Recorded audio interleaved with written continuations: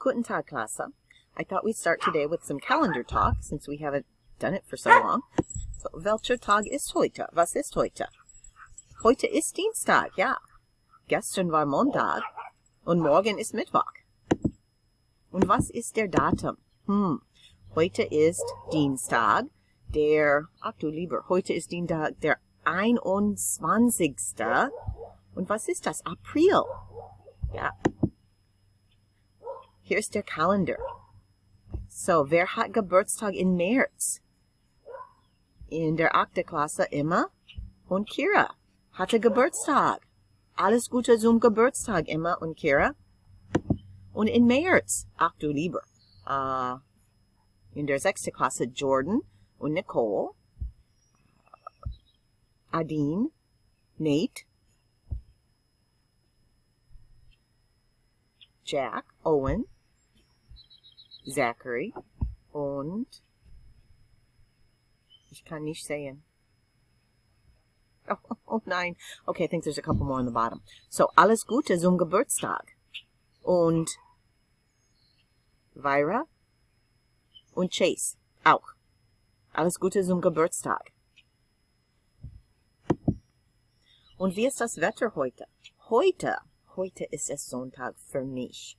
Heute ist es warm und nicht schlecht. Die Sonne scheint nicht. Es ist wolkig, aber nicht windig. Es regnet nicht. Es ist nicht schön, aber nicht schlecht. Und es ist jetzt Frühling. Jetzt haben wir Frühling. Aber wir sind nicht in der Schule. Schade. Und wie geht's?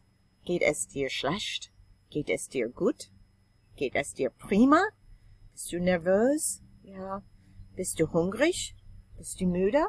Wie geht's? Ich sage dir etwas. Frau Miles war krank. Ja, Frau Miles war krank. Frau Miles hatte Covid-19.